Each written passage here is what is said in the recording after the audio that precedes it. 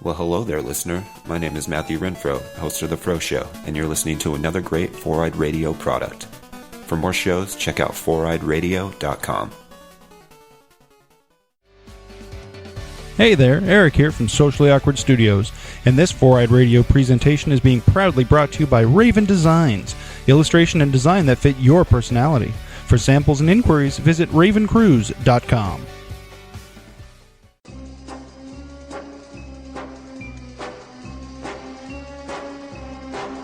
Bond. James Bond. Shaken, not stirred. Utter one more syllable and I'll have you killed. I thought Christmas only comes once a year. For your eyes only, darling. I never joke about my word, 007. For England, James? Come in, Univex. James Bond here. Am I going to have a problem with you, Bond? Allow me to introduce myself. You're that secret agent! That English secret agent from England! No, you're cleverer than you look. Still better than looking cleverer than you are. My God, what's Bond doing? I think he's attempting re-entry, sir. 007 reporting for duty. Hello, the name's Berkeley, Ziggy Berkeley, from Cinema on the Rocks. And with me, actually with me, in the same room for the first time ever, is Eric Dewey from Socially Awkward Studios. Hey! And you are listening to Her Majesty's Secret Podcast, only on the Four-Eyed Radio Network. It's been a while. It's been a little while. Not only since obviously this is the first time we've actually been in the same room to record on account of you not living here and me not living there, but this is also the first time in many months that we've been able to actually record at all. So definitely good times. Good times. Yes, we are back to talk about bondage. James Bondage for the occasion of Phoenix Comicon. Woo! Hashtag PHXCC. And audio hashtags don't really work, but, whatever. Yeah. If you want to see some awesome pictures of the con, just go to your favorite social media platform and search hashtag PHXCC, and you will see all sorts of fun pictures and videos and all sorts of fun stuff that people have posted up. It has been an absolute blast. I am exhausted after 4 days of this, but well worth it. Well worth it. This is kind of the one big thing I look forward to each year is Phoenix Comicon, and this year did not disappoint. It's definitely bigger and better than ever. I'm looking forward to seeing what the numbers actually are for this year. Last year we did over 76,000 people came to this, so I'm interested to see how many were here this year because I heard that it was busier. I heard the same thing. I think I was in the same place when you heard that. So, and also we would like to thank any of our listeners who happened to show up for our panel at Phoenix Comicon this year. We were two of the hosts for So You Want to Do a Podcast. So anyone who showed up there, we're very glad you were there. It was great. It was a great panel, I thought. Lots of great audience participation. Talked to a few people after the panel as well. So if you caught us there, thank you very much. We appreciate you showing up. Yeah, absolutely. And thank you also if you're just tuning in because you saw us at the panel and you wanted to check out our show. Hey, thanks. Appreciate that too. Hope you like James Bond because otherwise you're going to be really bored for the next couple hours. But, whatever. Yeah. And hey, thank you also for tuning in regardless. And thank you for your patience. Again, as Eric has said, life has gotten in the way, so we haven't been able to record a real episode in quite a while, so we're glad you're hanging in. We really appreciate it. We have gotten some feedback from you, so we know you're still out there. And also, we would like to thank everyone who entered the question judgment contest. Yes. We have chosen our winners, so we will be recording that episode in the near future. We have already picked out the prizes for those winners. Bought them at the convention, as a matter of fact. So you get some great prizes that were actually picked up on the exhibitor hall floor right here at Phoenix Comicon. So yep, and they were picked out especially for you winners. Yes. Yeah, based upon your selections for our question judgment. So let's hope you really were indeed wanting to defend the things that you chose to defend, because otherwise you're going to be none too pleased with your prizes. But hopefully you like them anyway. And again, thank you very much for all of the entries we received. We will be announcing the winners when we do that episode, so listen for that in the near future. Yep, absolutely. Yeah, it's gonna be fun. It's going to be interesting, but it'll be fun.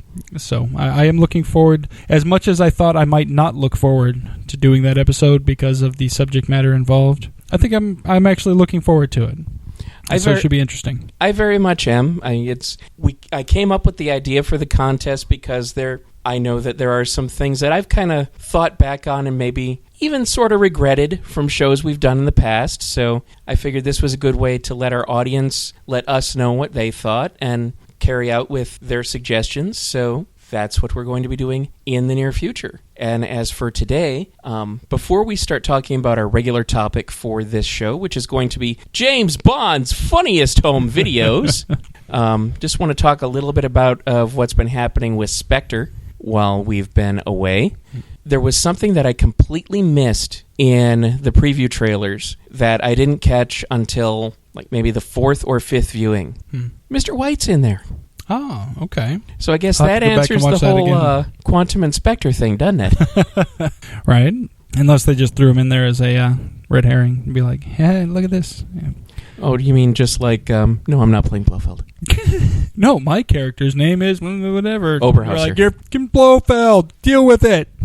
Either that or Benedict Cumberbatch is Blofeld. Yeah, there you go. Since he wasn't Khan, anyways. And have you seen the footage of the street chase through Rome? I have not. Is that in the trailer? That's not in the trailer. No, that was released as a separate piece afterwards. Yeah. It features Dave Bautista as Mr. Hinks. The way he describes it when he's narrating the start of the little teaser is that the scene involves the hero of the film, Mr. Hinks, chasing his arch nemesis, James Bond.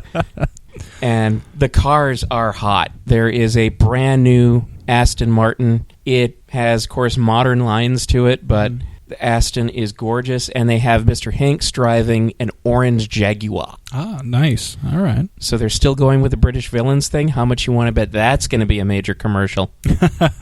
Yeah, we've talked about product placements before on the show, and James Bond has always been very good at them. Just being able to integrate them without them being too ostentatious, but still getting the point across. You always knew about the Aston Martin. You always knew when he switched over to BMW, you knew he was driving a BMW, but it wasn't painful in most cases. I mean, there were situations where it became a little bit obnoxious. Well, yeah, when they gave Wade the keys. Yeah. Yeah, like, here's a brand new BMW. Awesome. You get to drive it for 5 seconds. Now give it to the American jackass. All right. But yeah, no, I'm really looking forward to it. I'm trying to keep myself as spoiler-free as possible, so I'm actually trying to avoid some of the build-up stuff. Like when I see something like new released, I've been kind of trying to back off of it a little bit, just so that when it does come out, I can be...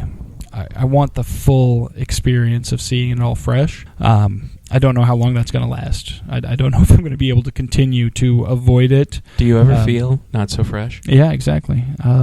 It might be Summer's Eve time. I might need to go ahead and just watch the stuff and then Summer's Eve afterwards to get that fresh feeling back. But in the meantime, for right now, I'm sticking to it and kind of trying to avoid the majority of stuff. I just want to avoid spoilers. Because there's all sorts of speculation out there, of course, but then there's other people who are actually posting things that, if they're true, are straight-up spoilers. And I'm like, no, knock that crap off. I don't want to know. The only things that I've been paying attention to are the official studio release stuff, and that's not to be a shill or anything. That is specifically, just like you said, I don't want to ruin the experience, but a tease we know there's going to be an awesome car chase. Well, there has to be. I mean, it's a Bond movie. If you don't have a car chase or at least a tank chase, then you're doing it wrong. Right. So I don't feel that anything was spoiled for me at all by Mr. Bautista telling us about the car chase. I might check it out then.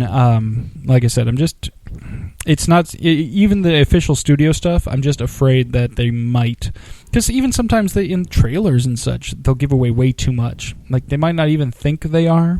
But then you watch it and you're like, oh, okay, I see what's going to happen. And then you get to the movie and you're like, yeah, I kind of got that from the trailer. And you're like, damn it. I was actually talking to an independent filmmaker at the convention last night. And he was talking about how it took him longer to sell his film for distribution, which he has now done, because specifically he refused to let anyone market it in such a way that gave away the third act. Wow. because he'd said there was some interest, but when he said, no, I don't want you to do that because then that ruins the experience of the movie, then distributors basically told him, well, then fine, we won't distribute your movie. You're like, yes, what? Well, that but I gotta applaud his integrity for that, because I know one thing that always pisses me off is when I've seen a trailer and I feel like I've seen the whole movie, because then why do I want to watch the movie? Exactly, yeah.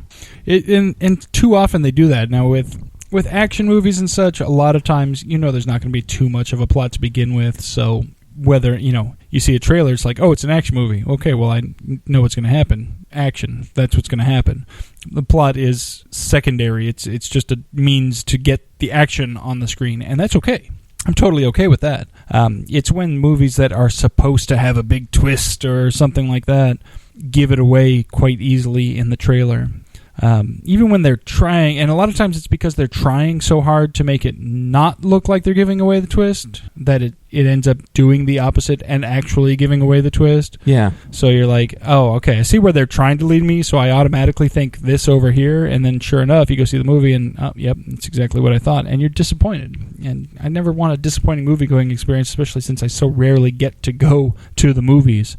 Actually, this past month, for some reason, has been crazy for me in movie theater trips. We were given a couple of passes at one point, and I had gotten passes from work for something else, and I've been to the movie theater, an actual honest-to-God movie theater, 4 times in the past about 5 weeks. So that's insane for me, considering the entire previous year I'd been to the movie twice. I've been to the actual movie theater twice, and both times were to see Guardians of the Galaxy. So I've actually seen in the movie theater Age of Ultron twice now, Hot Pursuit. Sorry.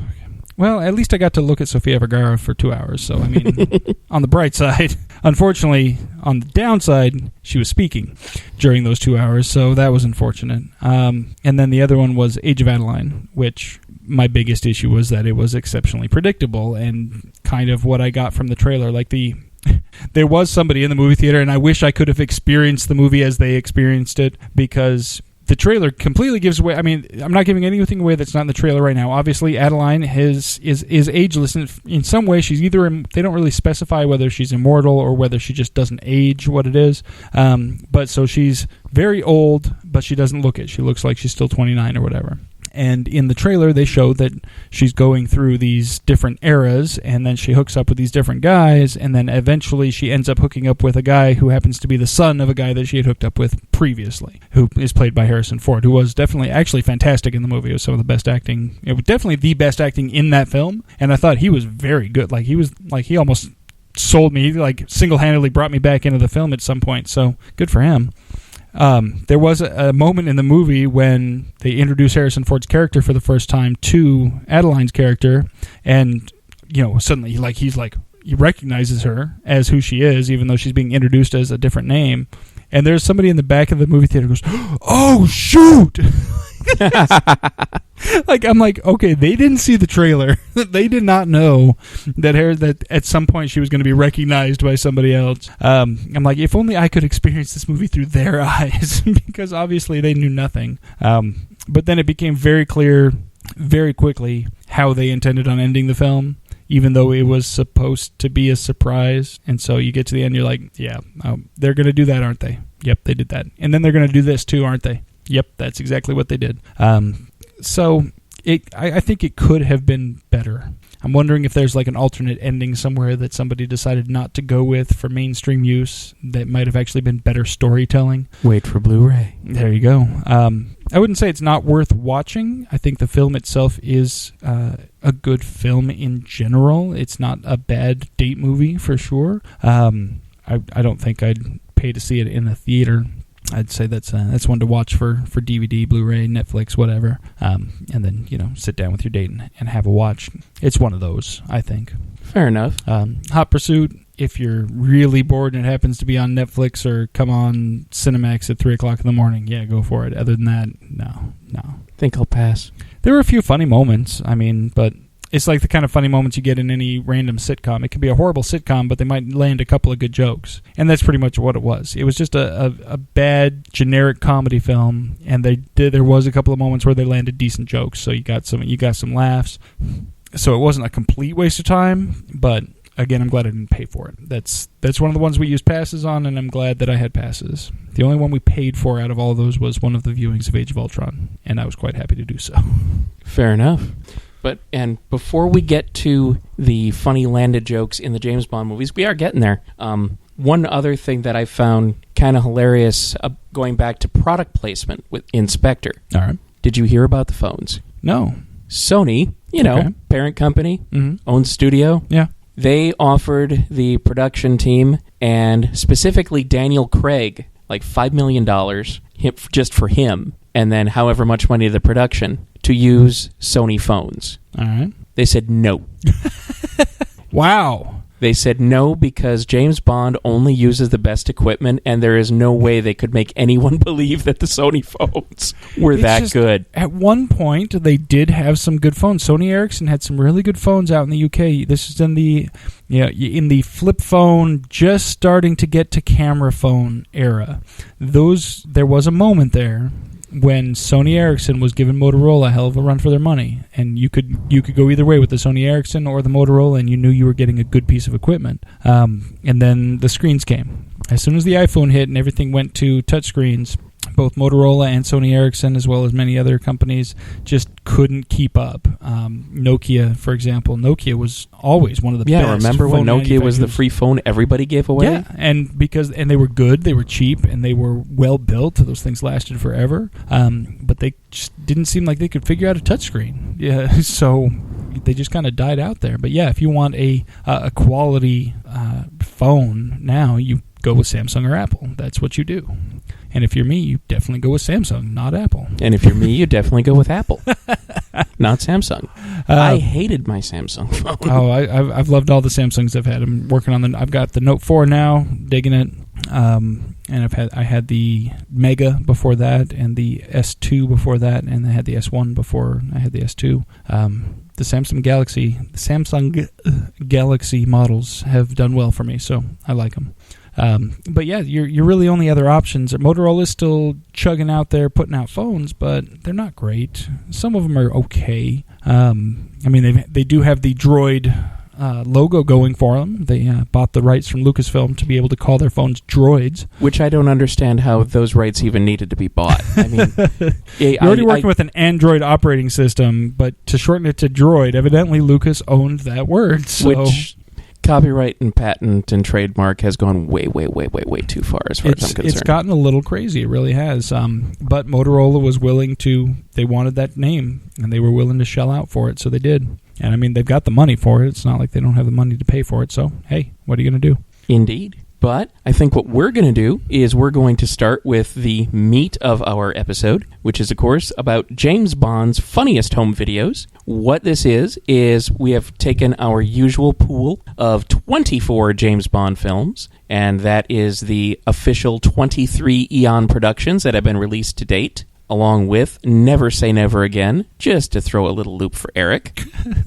And what we have done is we have taken from each one of those films one comedic moment that we thought stood out and rated them from bottom to top. And just to keep the list interesting, we've also thrown in 3 wild cards.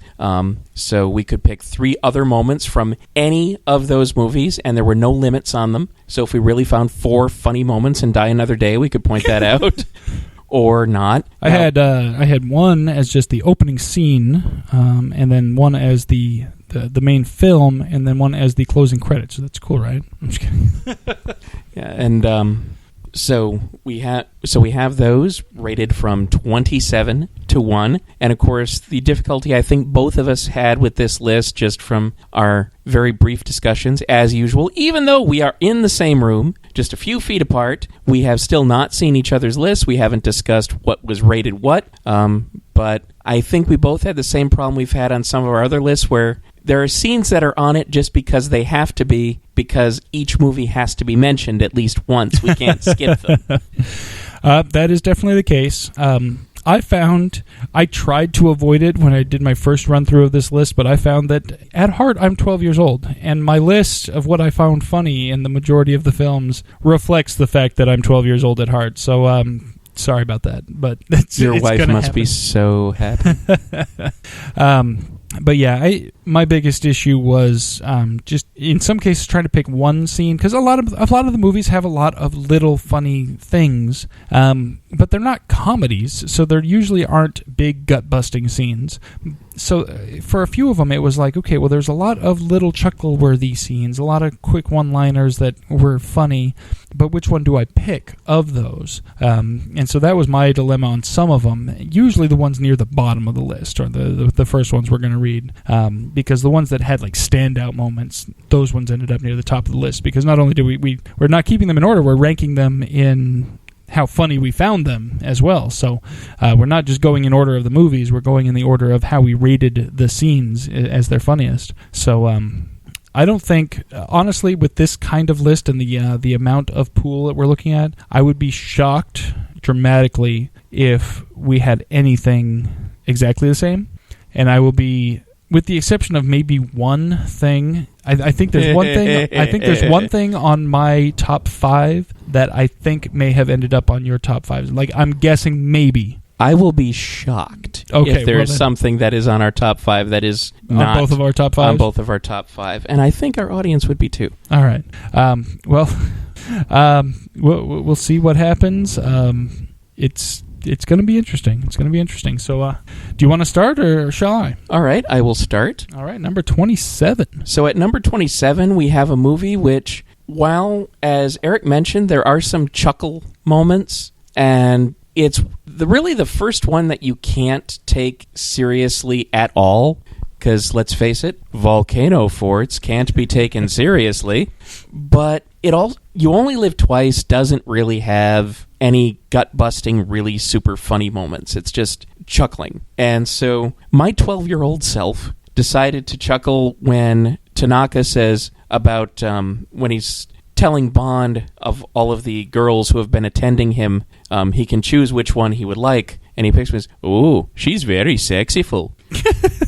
And just the way that the voiceover actor says she's very sexyful. And yeah, I know this is racist speech and so on, but it's hilarious the way it's delivered, and I can't help but laugh at it. And so it was the one standout thing I could think of from You Only Live Twice. I mean, okay, there was a close second for the 12-year-old humor of I Give Very Best Duck, but honestly, that's not the one I picked from that movie. So hey, score one for the adult in me.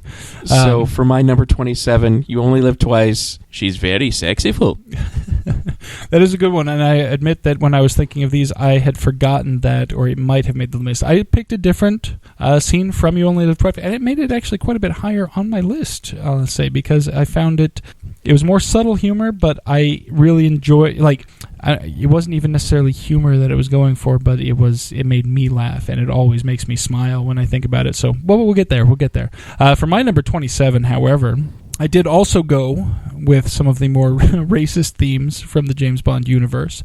This was one that the reason that it's at the bottom of my list is because it is funny, but for the wrong reasons. It is not really even supposed to be funny, but looking back at it through, our tempered eyes as of now, you have to laugh, or you'd be like, you either have to laugh or cringe, basically, at this point. So I choose to laugh. And so for my number 27, I'm choosing the entire Follow the Honky scene in Live and Let Die. Complete with, what do they say, something about following a cue He's ball? He's like, following a cue ball. That whole scene, just like I said, you either have to laugh or cringe at it. I'm going to go ahead and choose to laugh, but it is at the very bottom of my list. So Follow the Honky, Live and Let Die, number 27. That needs to be a bumper sticker. Follow the Honky. Follow the Honky. Well, Honky, what do you have at number 26? At number 26, I have one that people who listen to the show will recognize from the opening intro theme. This one is, again, one that always makes me chuckle, no matter how many times I hear it, even when listening to our own show and, just even playing it through to make sure that everything works right. And I listen to the intro, and this still makes me chuckle every time, so it had to be included on the list. However, it's not good enough to be very high on the list. So, from The World Is Not Enough. I thought Christmas only came once a year. Well, I am 12 inside. I mentioned this part already. Well, because you're 12, she only comes once. Oh, ouch, sick burn.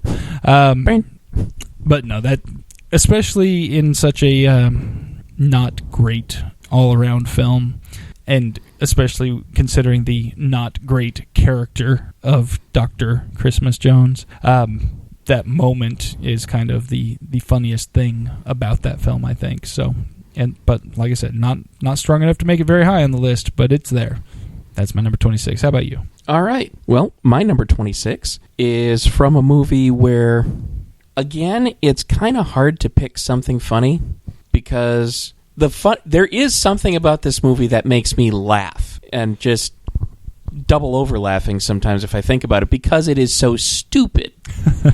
But it can't be condensed into a single moment. It's just more of a general concept present through the film. And there's not really one single moment where you crystallize white guy surgery. So, being unable to choose white guy surgery as a specific funny moment in Die Another Day. I would have allowed it. I'm just telling you right now, I would have allowed it. I wouldn't have questioned your judgment or anything.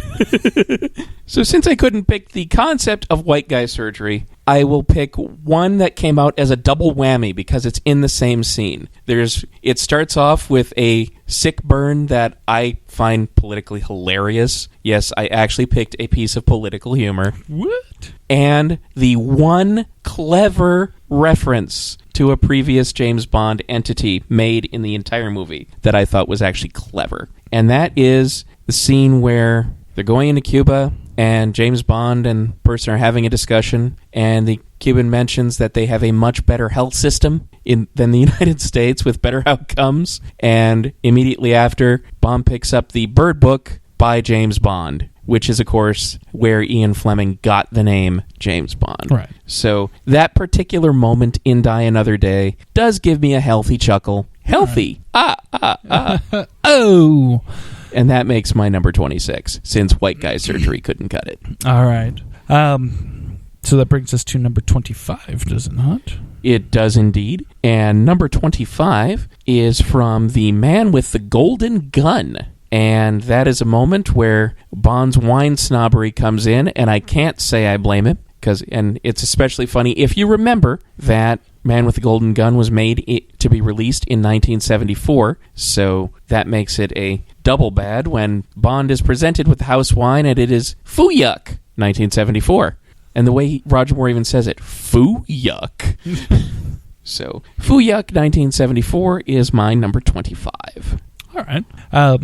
Number 25 for me is one of my wild cards, actually. And I'm choosing this as my wild card because it is lower on the list than another one that I picked from this same film. Fair. So I'm choosing that one is my one from that film. This is the wild card.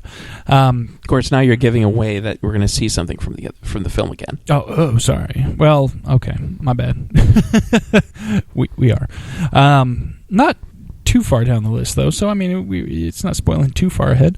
Well, for me, this is one from one of the more underrated Bond films, I think, we've discussed in the past. Also, this is a movie that you don't necessarily think of as being one of the funnier films. However, I think it had some of the better one-liners and just little things to break up because it was intended to be a little bit darker than some of its predecessors, and so the funny moments I think even stood out a little bit more than when you've got the entire movie as tongue-in-cheek. Then it doesn't really stand out as much. But this one is from The Living Daylights, a little bit darker film, not quite into the Craig-esque era of darkness, but still a bit darker than its predecessors. But how can you not get a chuckle when Q says "Ghetto Blaster"? That every time when he busts out that "Ghetto Blaster." I lose it. So, for me, number 25, Ghetto Blaster, Living Daylights. I question your judgment, sir. What? Oh, no. You didn't like the Ghetto Blaster? Doesn't make you laugh? I just said I question your judgment. Ouch. Ay. Oh, that's sad. So what do you have at number 24, sir? Moving on to number 24. This is one that I both think is funny, but also one of the best lines in the film. However, it is ruined shortly thereafter when Bond does get him to monologue. But you honestly think for just a moment, maybe we've gotten ourselves a villain that won't monologue their entire plan out in front of Bond for him to foil later on. And that, of course, is from Goldfinger when he's got him strapped to the laser table about to chop him in half from stem to stern, I suppose. Whichever way is the wrong way to do that, that's the way he was about to do it. And Bond asks, "Do you expect me to talk?" And Goldfinger replies, "No, Mr. Bond, I expect you to die." That line not only is awesome, but also makes me chuckle every time. So I chose it as a funny scene. It is lower on the list because it is more awesome and less funny, but I still think it's funny enough to make my list, and therefore it is there at number 24. All right, solid choice. It's not the one I made, but very solid choice. Right. Now, so what do you have? Where are we at? 24 for you? Yep. 24. Now, my number 24 actually is something that happens very shortly after something that you have already mentioned on your list. All right. And along the same lines of, well, you're either going to laugh at it or you're going to cringe at it, and looking at the spirit in which the movie was made, and even for the time, the spirit in which the movies that it was a lift from were made, I can't help but laugh at this. So, even though it does not include the word honky, from Live and Let Die, great disguise, Bond, white face in Harlem.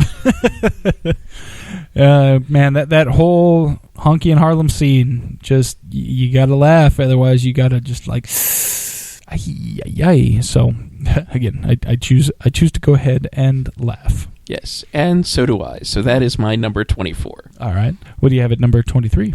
Now, at number 23, it is not a quotation. It's not something that happens. It is a conceptual thing. But unlike the white guy surgery, there is an actual moment that you can point to where it first comes into play. Okay. So you can actually say, I saw this, recognized it for what it was, and laughed. Therefore, at number 23, from Dr. No, the open pit nuclear reactor. I did not put that on my list. However, I did think about it, but I thought about it more in the sense that, yes, it's made me laugh, but more so talking about it afterwards than actually when I originally saw it. So I didn't include it on this. I'm not going to question your judgment, but I didn't include it on my list for that film or anywhere on my wild cards either. But solid choice anyway. I concur. It's good stuff.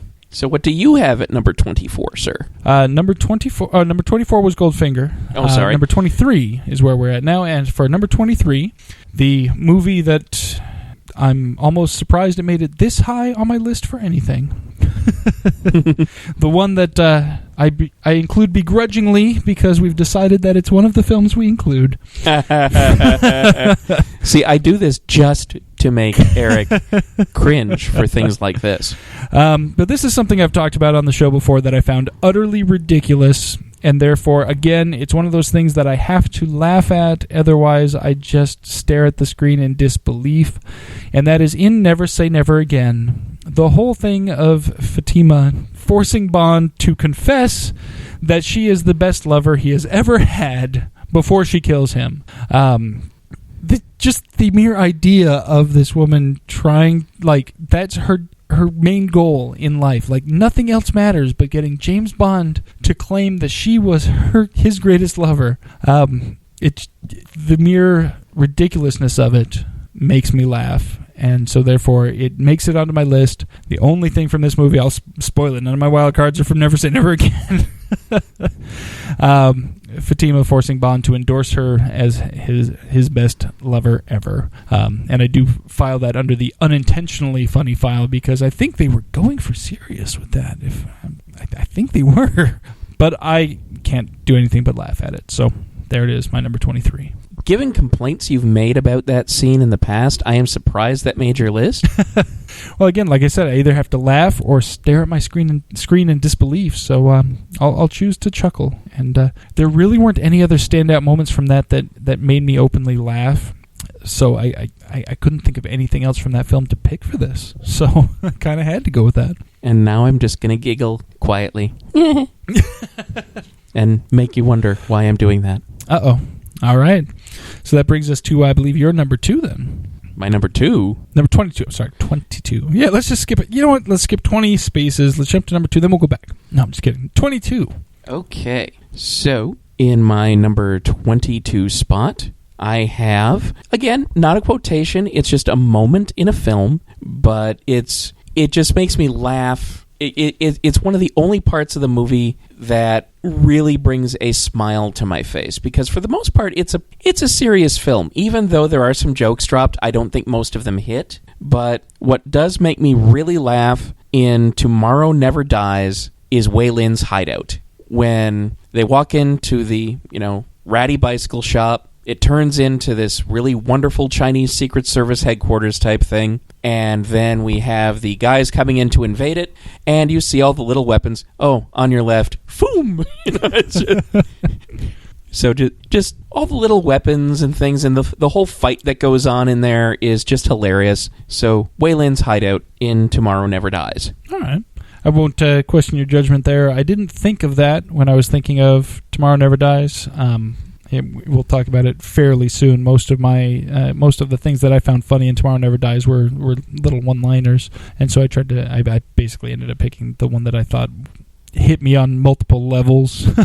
But we'll get there fairly soon. What does that bring us to?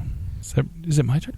No, I'm next. Yeah, number 21 for you. Go. All right. Now my next one is something that even before a certain thing happened on this show, I have always found just side-splittingly hilarious, just because it seems so out of place, even though it is meant to be placed, because it is a form of product placement. And that is when, in Goldfinger, James Bond is in all of this trouble at Goldfinger's stud farm. Where's Felix? Kentucky Fried Chicken. It's Goldfinger licking good. Ew. And just whenever I saw Felix sitting there at the Kentucky Fried Chicken, or his partner saying, "Hey, we gotta go," and he runs out, I just find that hilarious that Felix Leiter is staking out the Kentucky Fried Chicken. So that is my choice for number 21. It's Goldfinger licking good. Fair enough. And if I'd have thought about it like that, it might have made the list, but I will admit that Kentucky Fried Chicken is not on my list in any way, shape, or form. However, there may be other things on my list, but we'll see. We'll get there. So that brings us to, I believe, my number 22, right? That's where we're at? I don't think I've said this one yet, so it must be my number 22. Okay, we might have snaked in the wrong order, so I guess you get 3 in a row now. Oh, all right. Yeah, because I know I haven't said my 22 yet. Okay, my 22, so you get 22, 21, and 20. I don't know if this one will make your funny list. I know this one is on one of your lists, at least. But for me, the scene made my funny list because of the dialogue. And this is, again, from one of the films that is more serious. This is from one of the Craig films. So we've got less full-on funny moments because it is a more serious film. However, the funny moments do seem to stand out a bit. And for me, my number 22 comes from Quantum of Solace. And it is the scene in which Strawberry Fields has come to collect James Bond. And they're going to the motel. And James Bond ain't having it. And he tells James Bond that he tells Strawberry Fields that he'd rather stay at a morgue, and they go to a fancy hotel instead because their cover is teachers on sabbatical. And so he goes up to the hotel receptionist and tells him, "Hello, we're teachers on sabbatical, and we just won the lottery." That moment for me is just one of those things, and it speaks to Bond's character. He's not opposed to getting dirty and whatnot, but if he's going to stay at a hotel, he's going to stay at a nice hotel if he has the choice. And in this case, he had the choice.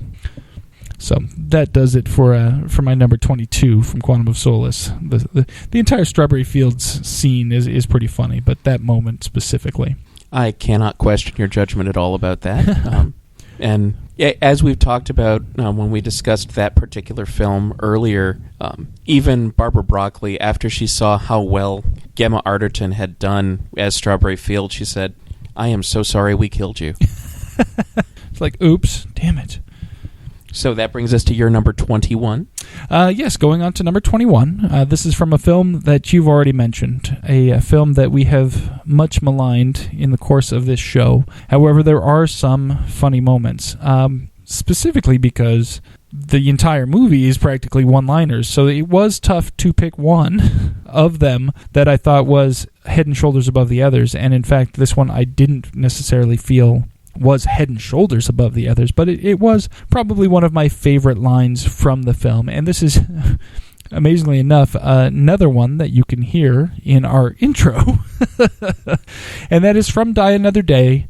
It's Bond and Q going back and forth, and Bond telling Q, "You're cleverer than you look," and Q responding, "Still better than being looking cleverer than you are." That interaction between Q and Bond, I've always dug, especially I think especially Brosnan and Q's interaction. I always loved it, and that was one of the better moments from that particular film. So, while I can't pick a lot from that film, I did pick that, and that is my number 21. All right. So, do you want to go on to your number 20, or should I take my number 20?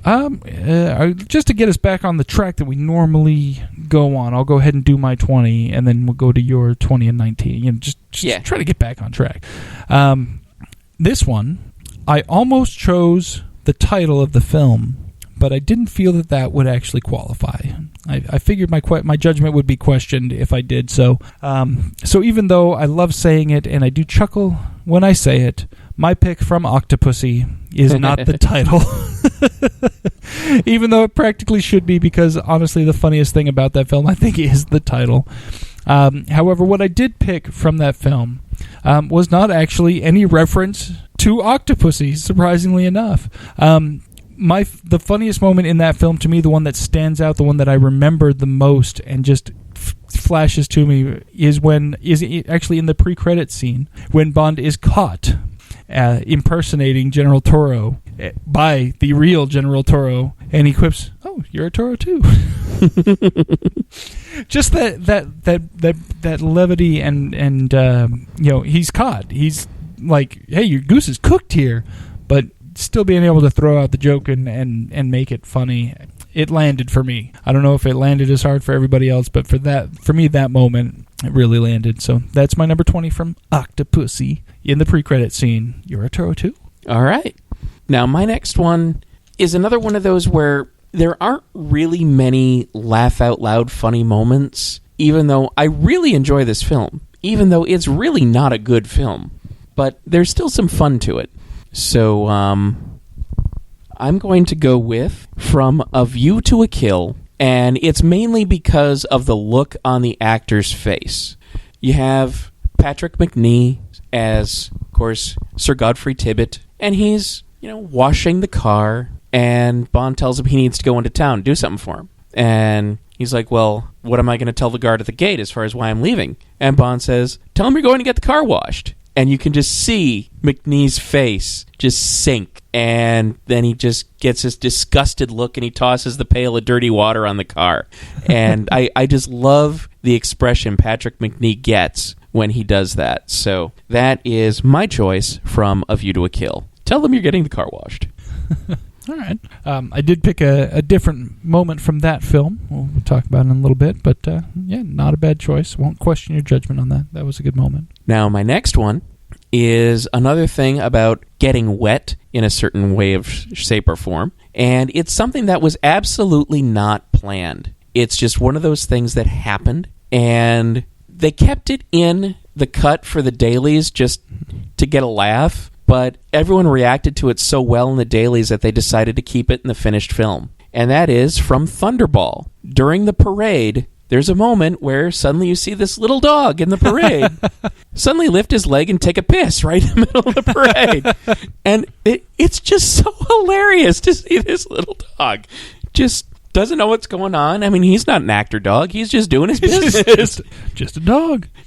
And he's just doing what dogs do. And it just provides this fun moment of off-the-cuff levity that I just laugh at whenever I see it. So, dog pissing in the middle of the parade from Thunderball.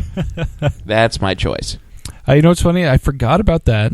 And I also, until after my list was complete and I went back and thought about it again, but then I decided not to put it back, was the scene where Blofeld's holding the cat and suddenly it's trying to get away and he's trying to continue not acting like the cat's trying to get away. I had thought about that. We had talked about that in the animal episode, and I decided not to put it into this, even though it is amusing. It's one of those things that I don't think most people caught the first time through. I think it's something that you have to have pointed out to you to see later on, or you have to have been watching the movie for the third or fourth or fifth time to catch on your own. It's not something that most people catch the first time, which is probably why they left it in. I mean, if it was something that was blatantly obvious, they would have cut it. So I did not choose that moment, but it is a funny moment in the film. So what is your next selection, sir? So moving on to number 19 for me. This is a scene that is kind of from the darker humor department, which I do enjoy dark humor. You don't get a ton of true dark humor in the Bond films. You get a couple of moments here, here and there, but this one I felt was a little bit of a darker piece, but I really dug it in the setting. And this is from A License to Kill. Again, another movie that we feel is a little bit underrated compared to some of the others. Maybe it just was ahead of its time in the darkness factor and the seriousness factor. But there's a moment when Bond is taking care of Killefer, and he throws the money at him, throws the case of money at him, knocking him into the water, which also happens to be full of sharks. Sharks did make my list, sort of. And the character Sharky says, "God, what a terrible waste!" To which Bond responds with a glare, and Sharky says, "Of money." That moment definitely makes me chuckle, and it's definitely in a scene that needs a little bit of just a touch of comic relief, so I think it's well placed, and it does it for me. So from A License to Kill, what a terrible waste of money. All right, and what do you have next? Number 18 for me. This is from this film was a little tough for me, honestly, because there are several good, funny moments in it. And it's not one of the films that's completely tongue-in-cheek all the way through, so the funny moments do stand out a bit. But I did end up picking one, and you'll sense a theme as we're going through here. I've already had a couple of moments in here, but you're going to see more. We know Q is often used as comic relief in the films, and that fact did not escape this list in any way, shape, or form. So for this one, this is from For Your Eyes Only, one of my favorite films, the first Bond film I ever actually watched, and that is the moment where Q is pretending to be a priest. Because just the fact that Q is pretending to be a priest never fails to make me chuckle. But especially his line, I believe Bond comes in and says, "Forgive me, Father, for I have sinned," or something to that effect. And Q says, "No, that's putting it mildly." So that's the moment for me and For Your Eyes Only that stands out. I mean, there are others. It's a good, solid, all-around film that has a lot of good, funny moments as well as some good, serious moments. Q is a priest. That does it for me. Number 18. All right. Now, at my number 18, something from one of Eric's more cherished films. Uh-oh. And this is a scene where we are introduced to one of my favorite ancillary characters in the films, even though he doesn't appear very much, which is sad. But the first time that we meet Mr. Zukovsky, and they're sitting in his club, and Bond has to ask the question, who's strangling the cat? Yes, because we have a bit of a cameo there of Minnie Driver doing karaoke in a really shitty Russian accent. Very poor karaoke in a very poor accent, and it's Stand by your man. It's bad. It's really bad, but it's intentionally bad. So to give her credit, they told her to go up there and do a really bad Russian version of Stand By Your Man, and she delivered. Yes. And then, of course, Brosnan gives his dry, who's strangling the cat? And then it takes Zukovsky a moment to figure out what he means. And then he pulls out his gun. That's hilarious. So that is my choice. All right. Not a bad choice. We'll talk about that movie again shortly, actually, for different. I picked a different scene from that, though. All right. But now, moving up the list is a movie that you just talked about. All right. Again, something that people don't necessarily think of as a funny film, even though it is very much the most generic 80s action film style of the entire franchise. And, of course, those movies are based on one-liners. This one doesn't involve a line at all. from License to Kill. And this is a joke that you only get if you are a well-established Bond fan, and therefore you're being rewarded for your loyalty.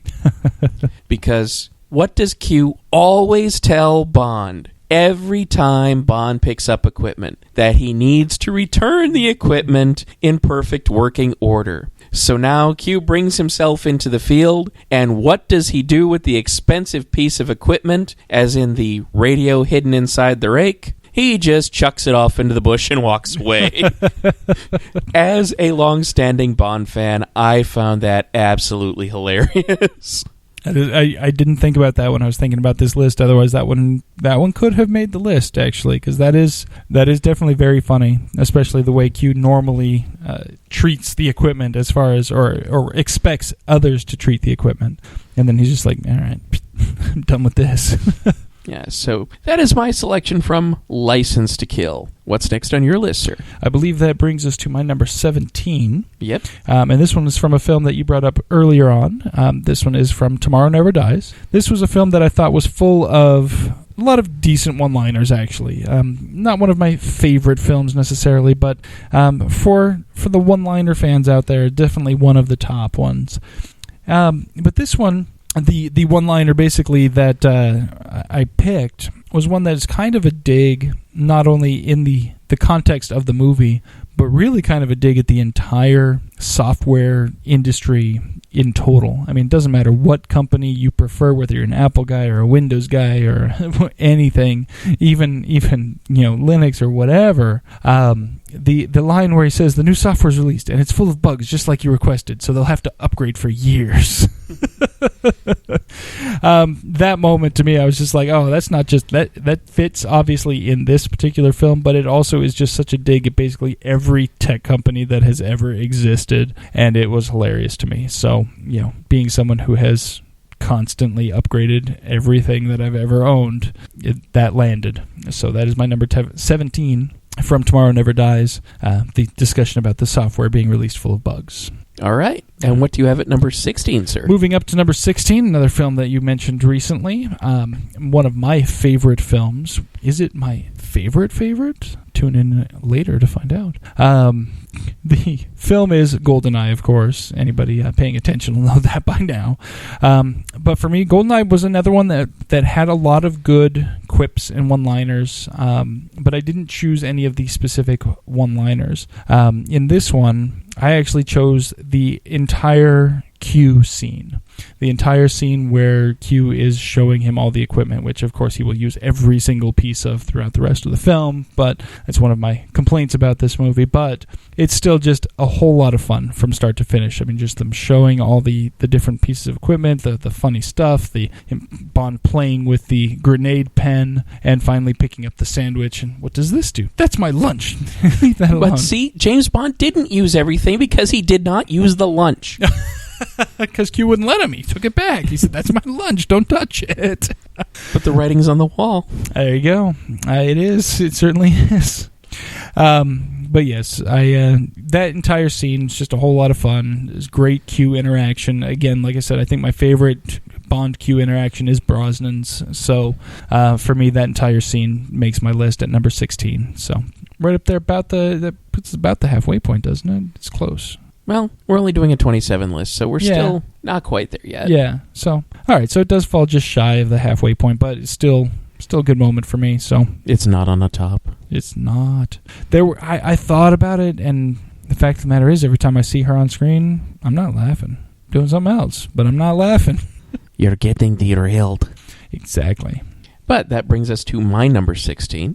And this is one where you're not only in the middle of what is generally regarded as, by many people, an overly serious film, but you're also in one of its very serious scenes. And it's actually a very successful scene. I really enjoy this scene. The entire sequence of Bond getting Koskov out of the Eastern Bloc. So, during that defection, what we have is the necessity of getting Koskov into the Pig, which is, of course, used to clean out the pipeline, which is, of course, going to be his pipeline to the west. Ha ha ha. But, of course, the problem is once the pig gets released, then board will light up like Christmas tree. So what do we have to do? We have to distract the supervisor, which brings us to my scene of choice, and that is the rather voluptuous woman going into the very old, stodgy supervisor's office and suddenly starting to strip as he just looks on incredulously, and she shoves his head between her breasts, and his eyes are rolling in the back of his head while the screen's lighting up, and Pig gets away, and then once she sees that all is done, she shoves the old man away, says, "What kind of girl do you think I am?" And then she leaves. And he's just looking bewildered. He's like, "I don't know what the hell happened, but I like it." Yeah, I don't know what's going on. So, from The Living Daylights, I love that scene. All right. That was a good one. We'll actually talk about that movie very, very shortly, but not that scene. I picked a different one, honestly. Now, moving further up my list, next one is, again, not a piece of dialogue, but it's just an entire sequence, and I think this is one that is near and dear to your heart. Oh? Yep. From Diamonds Are Forever, Moon Buggy Chase. Because Moon Buggy Chase. I mean, do we need any further justification than Moon Buggy Chase? That is a good one. It's just them, especially when you look at the not the outtake because it's in there, but the mistake of seeing random wheel jumping around that shouldn't be there. That does make it even more funny to begin with. So we might be talking about that scene again. I'm just saying. I would not be surprised. But yeah, all right. So that was your number 15 then? Yep. Right. So what's next on your list? Okay. So that brings us to my number 15, as a matter of fact. My number 15 is from a movie that you recently mentioned, actually just at your number 16, as a matter of fact, but a different scene. I chose from The Living Daylights as part of the opening credit scene when he drops in on the woman on the boat and calls in, "I'm going to need pickup in an hour." And she's like, "Would you like a drink? Better make that 2. Bod, you dog. Again, I'm 12 at heart, so that really that made me chuckle, and it makes me chuckle every time I see it, and it's consistently funny for me. So I will. That's the one that I picked at my number 15. All right. I can't fault you for that one. I did not choose it, but I can't fault you for it. All right. So what do you have at number 14, sir? Number 14 is one of the few moments within this film that I felt they allowed the villain, or the actor playing the villain, to almost go full Walken. Gosh, I wonder what actor that was. And that, of course, was Christopher Walken in A View to a Kill, amazingly enough. And that was the scene in the blimp when he's basically pulling a Goldfinger and telling all of the people of his evil Come plan. on, pull my Goldfinger. And after one of his partners decides he wants no part of this, and he's chucked him out of the blimp. Anyone else want to drop out? That moment for me, just, yeah! And he's almost full Walken in that scene, so it's like, oh, man, if they'd have let him just go, I'd love to have seen it. It might have made it higher on the list if he'd been full Walken mode at that time. But even in the subdued Walken we got in A View to a Kill, anyone else want to drop out after having just dropped a dude out of the blimp? That does it for me. It's funny. It's funny stuff. I like it. That's my number 14. All right. And I guess that brings us to my number 14 now. It does. This is another movie that is relatively serious for pretty much its entirety. However, there is one moment which I remember when I saw this in the theater, I literally I doubled over laughing. And that is from Skyfall. After Bond has spirited away with M, and they get into the Aston Martin DB5 with the very classy cut of the Goldfinger music when they first get into the car. And then they start driving, and she starts complaining. And then he flips the switch on the gear shift, and she's like, "Go on, eject me." So that is my choice from Skyfall. All right.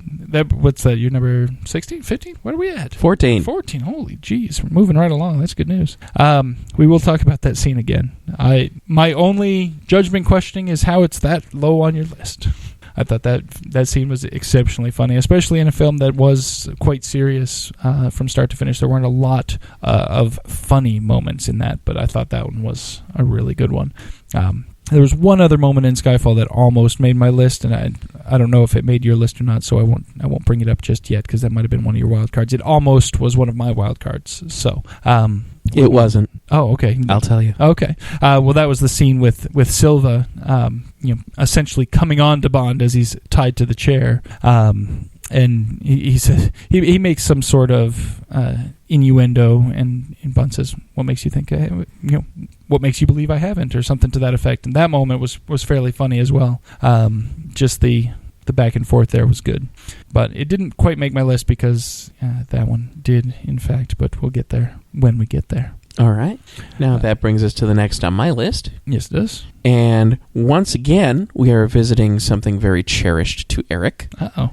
And not a line of dialogue, but just a beautiful visual moment. And it is during one of the most fantastic action sequences in all of James Bond, which is, of course, the tank chase through St. Petersburg. And during the tank chase, Arumov is sitting in the back of the car. He sees a tank bearing down on him, and he does what any sensible person would do. Takes out a flask and takes a drink. And that is just so not only honest, but just hilarious. I absolutely had to include Arumov taking hits from his flask during the tank chase in GoldenEye. All right. Definitely a good scene. Not going to complain about that one whatsoever. I believe that brings us to my number 13. It does indeed. My number 13 is not only a movie that you've already mentioned, but a scene you've already mentioned. How could it be anything else from Diamonds Are Forever but the moon buggy chase? Because moon buggy chase. Moon buggy chase. There were some clever one-liners and such in that movie, but moon buggy chase. I mean, come on. It doesn't get much better than that. So I've got that on my list, just a couple of spots higher than you had that same thing on your list. And so my number 13 is the moon buggy chase from Diamonds Are Forever. All right. I mean, there was a possible choice for a wild card out of there, but I didn't pick it. The part about Bond talking to the rat and saying that one of them smells like a tart's handkerchief.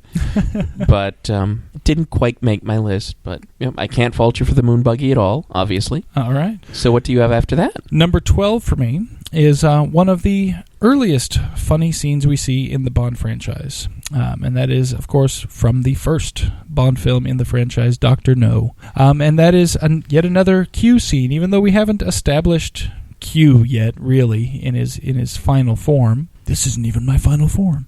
It is when Bond is being told he is no longer allowed to carry his Beretta and must carry the Walther instead. And Q tells him in no uncertain terms that, oh, the Beretta's a great gun for a lady's handbag.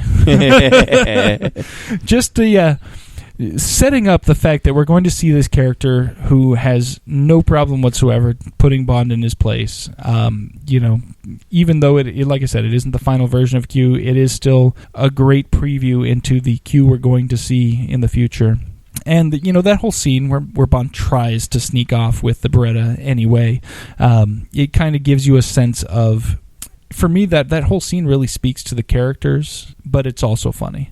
So for me, number 12, Major Boothroyd, I believe it was, in that film, not yes. Q, telling Bond that his Beretta is fit for a lady's handbag makes my number 12. All right. Now, my number 12 is from much further into the franchise, and it is from a film that is just, of course, generally known for being funny, because this is one of the major high comedy features of the James Bond universe, and that is, of course, The Spy Who Loved Me.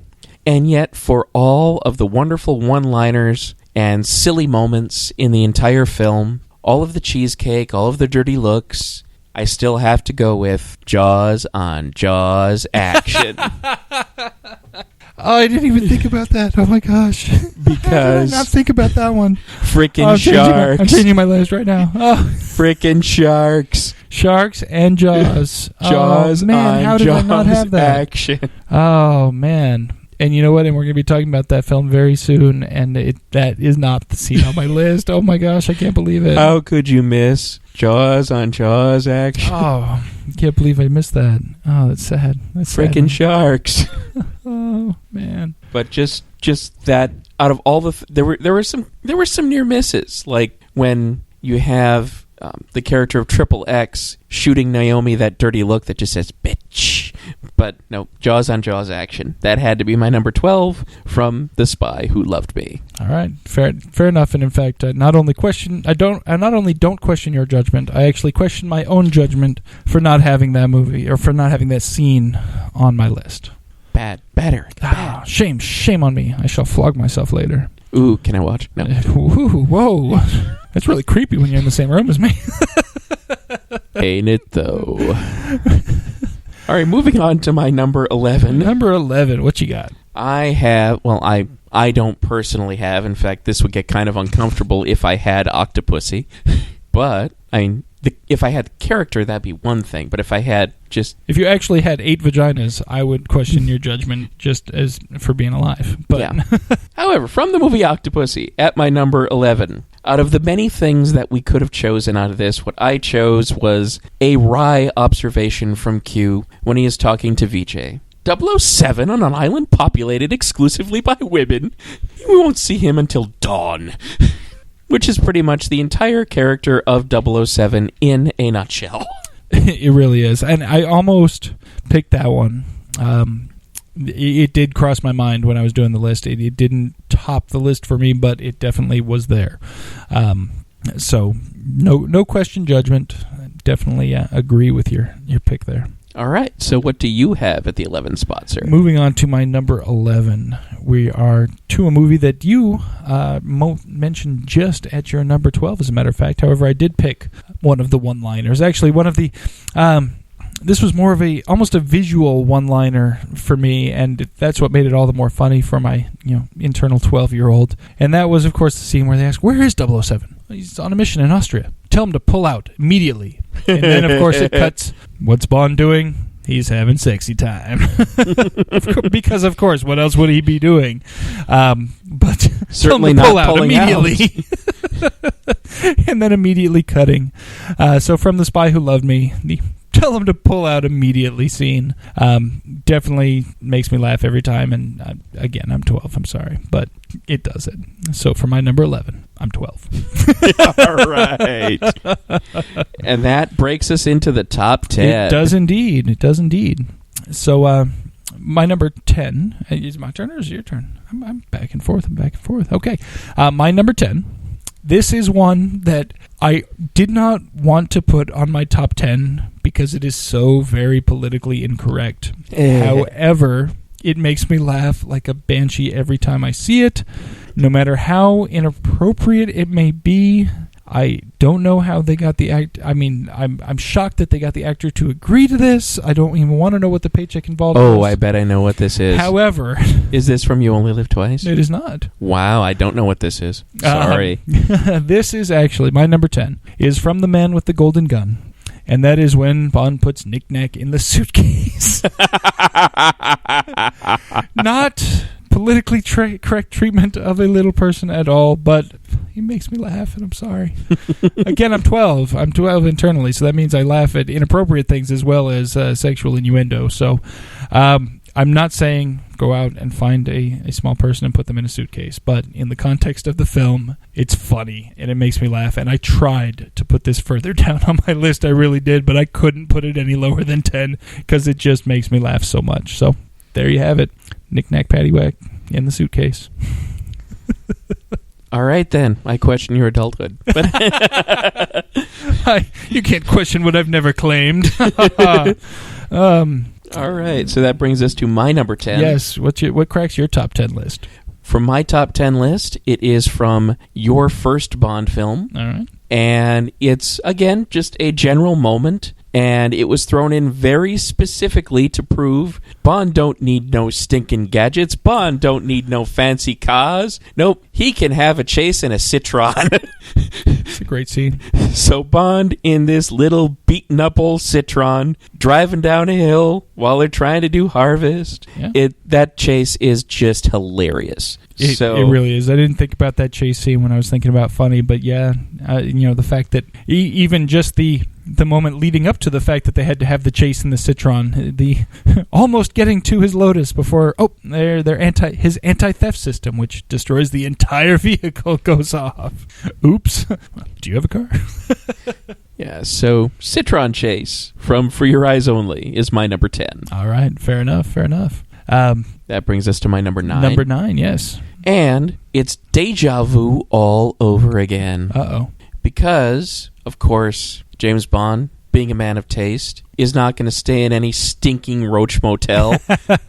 So in Quantum of Solace, since he would rather stay in a morgue, they have to go to this very fancy hotel. We are school teachers. We have just won the Lotteria. And then just the wonderful, just go-with-the-flow look on the desk clerk's face where he says, congratulations. It's just, so from Quantum of Solace, we are school teachers. We have just won the lottery. That's my number 9. Awesome. Yeah, that scene makes me laugh. If I redid this list again, it might even make it higher on the list. It's just one of those ones that this list was hard, with the exception of, I think, my top 2 and maybe my bottom 2 or 3. I think the rest of the list could fluctuate dramatically depending on the day I do it. I would say that my top 5 would still be my top 5, not necessarily in the same order, but beyond that, this list was really hard. I could say the same thing about my top 6, probably.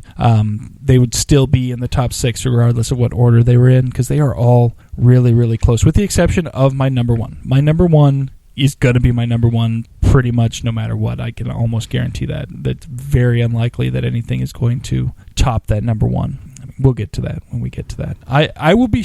I guess I won't be... because there's so many different moments. But from that film... But Christmas only comes once a year. This film hasn't been mentioned by you yet, which means it has to be at least in your top 10. So I would be surprised if it's not in your top 5. But who knows? Maybe I'll just be surprised. But I believe that brings us to your number 9. My number 9, okay. My number 9 is From You Only Live Twice. And this was actually a moment, this was really one of the, there was a lot of Moneypenny Bond moments that I almost included on this list. This is one of the very few that made it onto the list. And that's when Moneypenny is making sure Bond knows his code words and is trying to get him to say, I love you to her. And he just won't do it. He's like, I know the words. And she just wants him to say it, even though she knows it won't mean anything, but she wants to hear it. It's presaging Empire Strikes Back. I love you. I know. So yes, for me, Moneypenny trying to get Bond to say "I love you" to her, even just as a code response from "You Only Live Twice." That makes my number 9. All right, and that brings us now to your number 8, sir. Number 8, very simply from Goldfinger. I'm Pussy Galore. I must be dreaming. You must be 12. I really am. I'm looking at my list, and honestly, my list matured from the first version. Okay. Oh boy. It was at one point nearly 27 sexual innuendos. So I'm glad it wasn't, because I actually intend to have an episode about those eventually. It'll be longer than 27 list, but that I'm Pussy Galore. I must be dreaming. That it's one of those fun moments, because not only do they have the funny name, obviously they named a character Pussy Galore, but they called themselves on it, kind of. They're like, yeah, we have this character named Pussy Galore, but we're going to make sure we have a little fun with this, even though. Well, wouldn't you want to have fun with Pussy Galore? I know I would want to have fun with Pussy Galore. Yes, I would. So yes, Goldfinger. I mean, you don't want to waste Pussy Galore. You definitely don't. So, that's my number 8. All right. Your number 8 wasn't Octopussy, it was Pussy Galore. Yeah. The kitty made the top 10, though, one way or the other. It certainly did. See, I'm maybe 12 as well. But, no. Moving on to my number 8, then. Number 8 is. All right. This is a movie which I don't really give a whole lot of love to. And I understand Eric's love of a certain line, and I agree. However, there's one line in this movie that I think is even funnier than the one that Eric likes so much. So, from The World Is Not Enough, also involving Christmas Jones peripherally. Because Zukovsky opens the door, there's Christmas Jones. How did you get in here? I must find my head of security and congratulate him. Drink? Robbie Coltrane's delivery is just so fantastic. Plus, it's a wonderful line. Can't question your judgment on that one. I didn't think about that one in particular when I was thinking of that film, but also Christmas only comes once a year. So. And she only comes once on this list. Yep, that is true as well. So I believe that brings us to your number 7. Yes, my honorary number 007. And this is where we reveal that I ended up using my wild cards to go for a 3-fer from a movie. Now, of course, since I've already mentioned one movie twice, I guess we know which movie this is going to be from. This is going to be from Eric's beloved GoldenEye. All right. And it's another one where it's not a lot of dialogue. It's just a non-dialogue conceptual moment. And it's from the pre-credit sequence when Arumov and all of the Russian soldiers have Bond cornered. They've got a gun to 006, and Bond's really got nowhere to go. So what does he do? He gets behind some barrels of very poisonous chemicals and starts to walk across the room with the poisonous barrels in front of him. And Arumov just gets this incredulous look, and you can tell he's amused. He thinks, okay, +1 to you. And then, of course, some idiot starts to shoot, and Arumov just casually turns around, shoots that guy in the head, and then continues to be amused as Bond whistles and walks across the room, unable to be shot because no one wants to have a bunch of poison chemicals suddenly kill them. And I just find that scene hilarious. So at my honorary number 007 position, the Chem Barrel Walk from GoldenEye. All right. That was definitely a good one. I was actually surprised when I did my list. Spoiler alert, GoldenEye did not make any of my wild cards, just the one. And fairly low end of the list even too. But maybe I just need to watch it again. Maybe I haven't watched it in a few weeks, and it's just time to watch that one again. So, no, I'm glad that you picked it a few times since I only picked it once in my list. But I believe that brings us to my number 007. It does indeed. My number 007 is a scene from Russia with Love, and that is when M and Moneypenny are listening to the interview of Tatiana by Bond, complete with all the sexual innuendo and everything going on. Just everything about that scene really just makes me chuckle, and the fact that Tatiana is trying to get around the interview and just do Bond, and Bond for once is actually trying to do his job instead of you can just tell this is an women. early film. Instead of just okay, well, we'll do this first and then we'll do my job. No, he's actually trying to do his job, and it's the girl who won't let him because she's too hot to trot. So that for me, hilarious scene, and it makes my number 007. All right. And what about your 006, your Alec Trevelyan? Number 006 is the one that I questioned your judgment only because it was so far down on your list, and that is the, go ahead, eject me, from Skyfall. Such a great film, and that moment, that is what Die Another Day should have looked at and said, that's how you do throwbacks to old films correctly, and make it work without being just heavy-handed about it.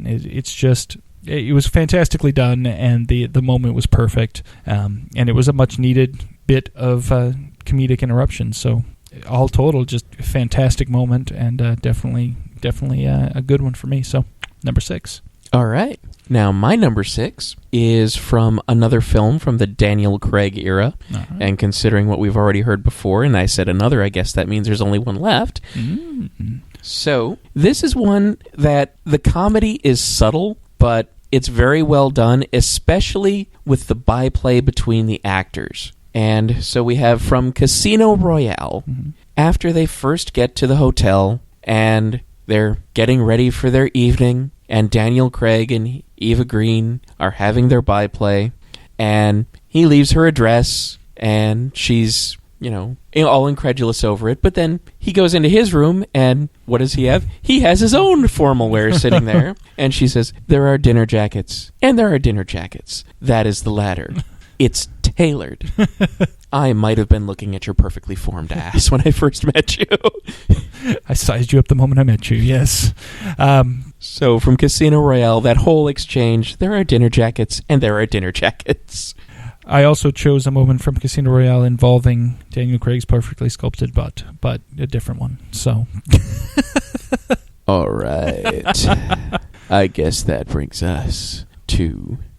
I believe I'm on number 5, or are you on number 5? My number 5. Your number 5. Let's do your number 5. All right, my number 5. And that is something very close to something you just mentioned. Uh-oh. Except I picked a very specific moment at the tail end of that scene from Russia with Love, when of course, Tatiana is trying to get Bond to be naughty, and he finally says, well, M and I were in Tokyo, and M shuts it off.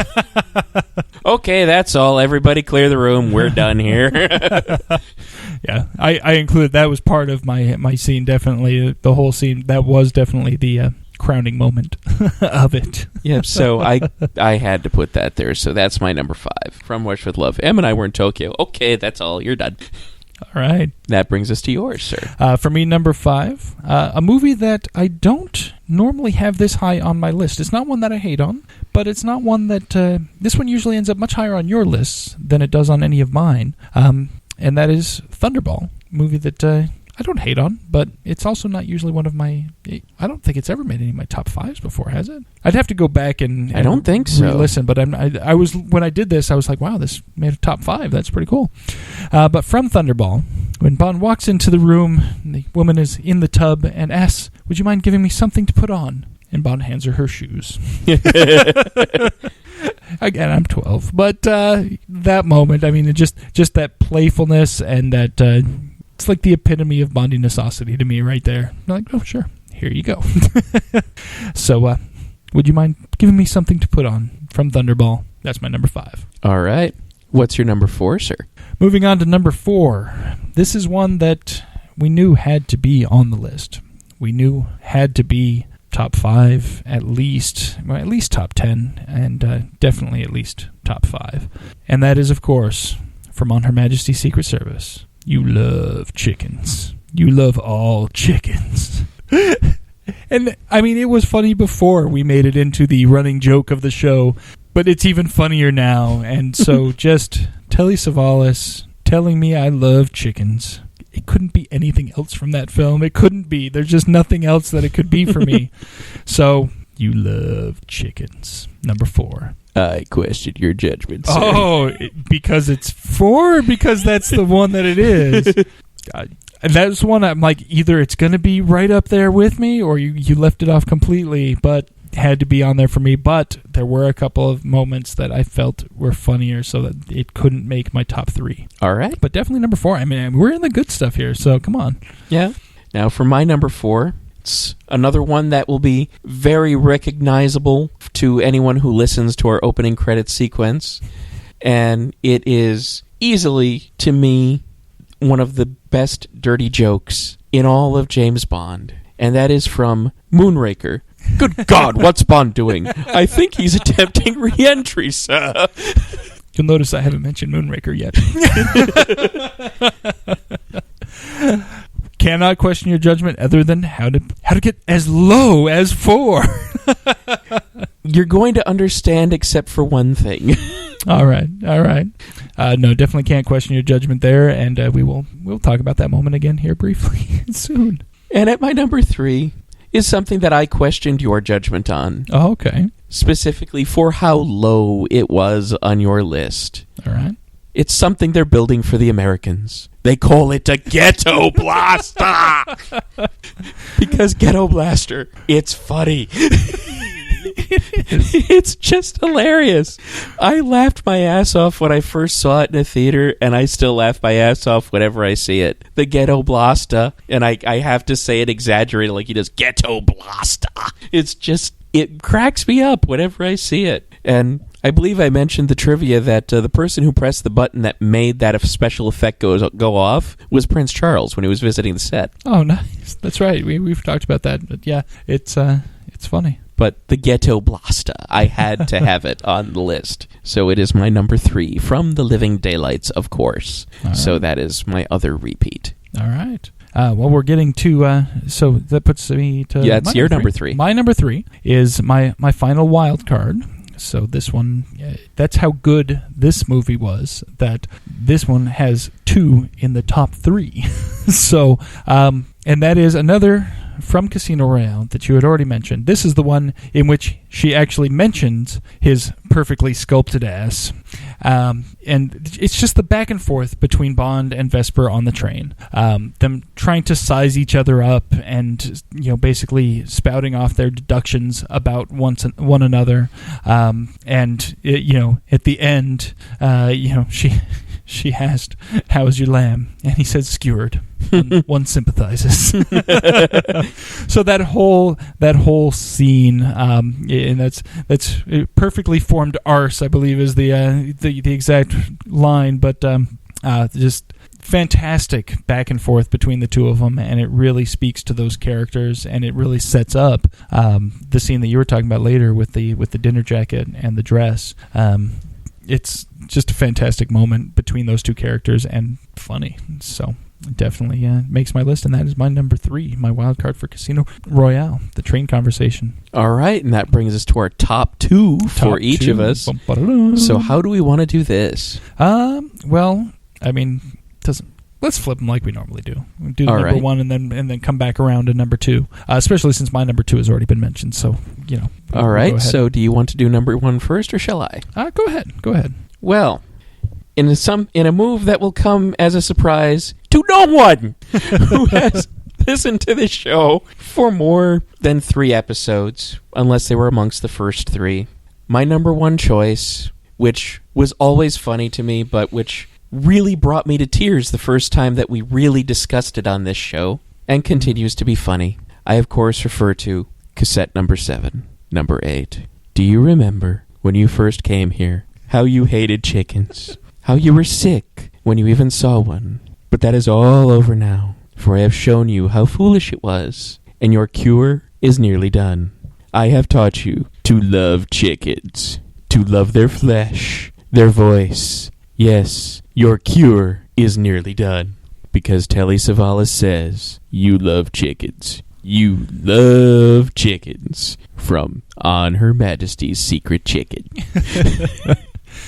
Such a great moment, but there were a couple that I just thought were just a tiny bit funnier, but yes, absolutely fantastic. And like I said, I knew it had to be up there.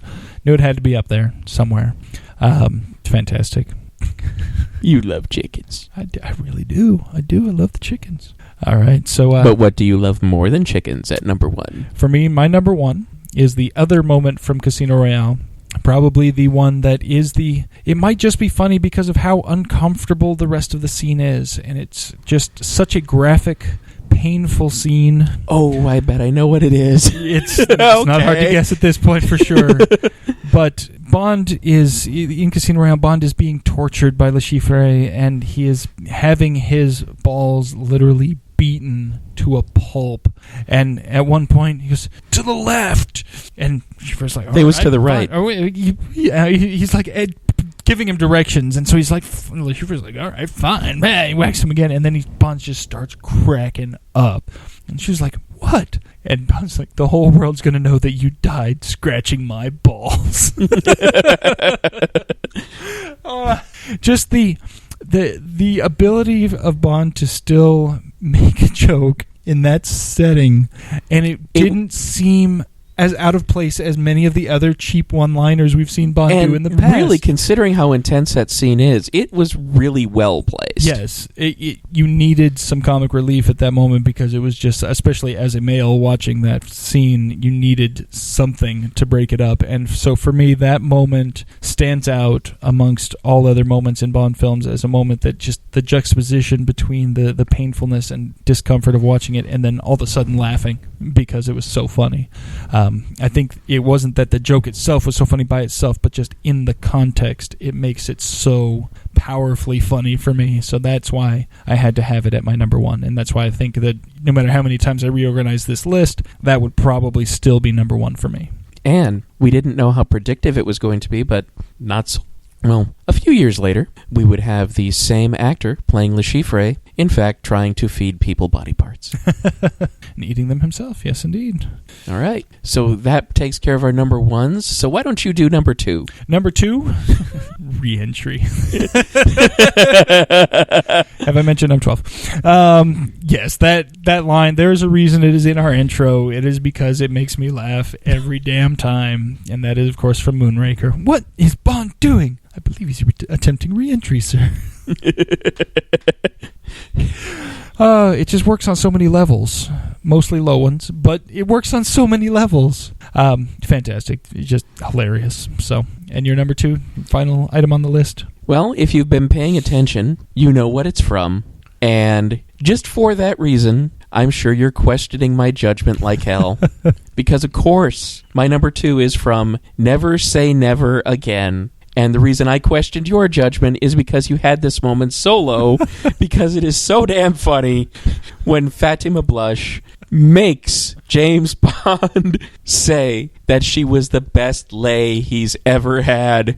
It's just so weird. And then he shoots her with the exploding pen. Yeah. Well, give me a pen to write with. Oh, boom. And then she explodes, and he looks at it, not perfected yet.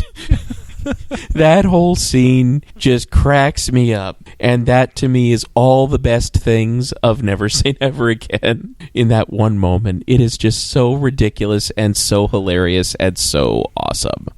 Definitely a great scene, and definitely the funniest of that movie for sure. I don't know if I could, again, like I said, if I reordered this list, it could be higher. It wouldn't make my number 2. I don't think my top 6 would change. Maybe 2 through 6 could reorganize. Those ones are close enough that they could flip-flop fairly easily, but it wouldn't make it that far up. But still a great scene, so... All right. Our judgment is questioned on that one a little bit.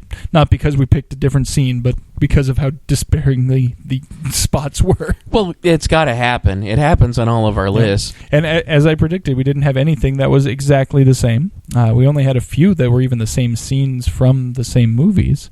And some that were... We had some that were close. My 2 was your 4. My 7 was your 5. So... We had some that were fairly close in numbers. But apparently, I love chickens more than you. Just a little bit more than me. All right. I like having my balls scratched more. What am I going to say? I don't know. You not dog. Not like that, though. I hope to never have my balls scratched like that. That would be terrifying.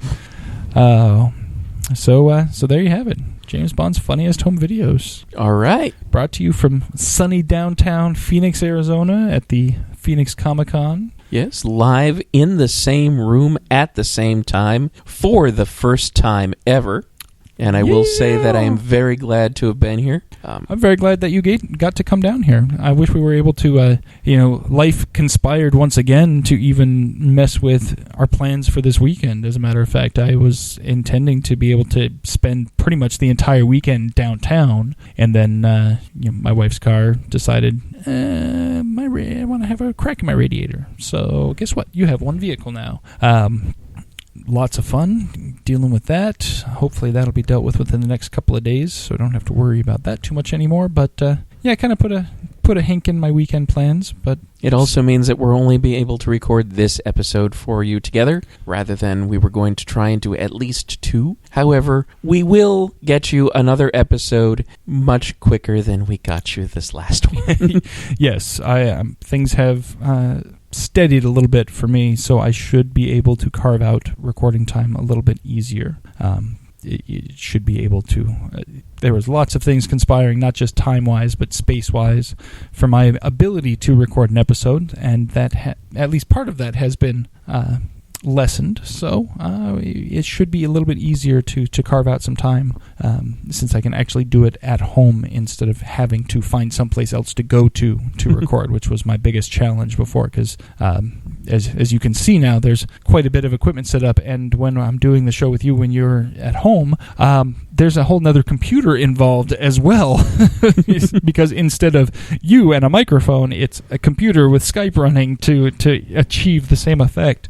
So there are even more cables and wires and everything else going into this board than there is currently. So it's actually an easier setup to do it in person than it is to do it over Skype. But I can now do it more easily, so should be good. Woohoo! And again, we would like to thank you for joining us for this episode of Her Majesty's Secret Podcast, wherein we discussed James Bond's funniest home videos. And of course, we're very glad that you have continued to interact with us and enter our contests and just continue listening to the show, finding back episodes. We really, really appreciate all of your support and your continued support, and we intend to be around for you for quite a long time, so thank you very much. And of course, if you would like to interact with us some more, there are lots and lots of ways to do so. We're accessible. Yes. You can email me directly at ziggy@cinemaontherocks.com. You can also find me on Twitter at cinemaotr. You can find the show on Twitter at Her Majesty's Pod. You can find us online at hermajestyspod.com, where we also have all of our previous episodes available for you to download, even those that have fallen off of services such as iTunes due to space requirements. Yep. You can also find us on Facebook at facebook.com/hermajestyspod. See how easy we make this for you. And how can they get a hold of you directly, Eric? You can email me at eric@hermajestyspod.com or eric@foureyederadio.com, whichever is easier for you. You can find me on the Twitters at Eric J. Dewey. I'm also on the Instagrams, although I don't use it very often, though I want to use it more, but I'm also Eric J. Dewey on the Twitters. So yeah, we're out there. And if you want to hear or see more of our adventures at Phoenix Comicon, you can also listen to the next episode of Socially Awkward Studios, wherein Eric and our other two hosts from our panel on So You Want to Do a Podcast will be discussing the Phoenix Comicon experience. Yep. And you can also check out my website, cinemaontherocks.com, where I will begin posting some articles regarding our Phoenix Comicon experience over the coming weeks. So if you would like to know more about what we were doing this weekend, please check it out. Unfortunately, I don't think anyone was able to get a picture of Eric and I dueling with our brand new lightsabers. Oh, that's right. And I left when I went and got the equipment. I left the saber. Damn, I forgot about that. Damn it. We both got lightsabers though. All right. Yeah, we got something James Bond don't have. Yeah. Yet. Oh. Well, if he didn't get one in Moonraker. Right. But he did have some G lasers. Pew, pew, pew, pew. Yes. All right. Think that wraps it up for James Bond's funniest home videos? It does indeed. So again, thank you very much for listening. And by all means, check us out on all of the social media outlets that we have just mentioned, and we look forward to having you join us for our next episode of Her Majesty's Secret Podcast. But for right now, I'm Ziggy Berkeley. And I'm Eric Dewey. And you have been listening to Her Majesty's Secret Podcast, only on The Fern. This has been another great presentation by the Four Eyed Radio Network. You can find more information at foureyedradio.com.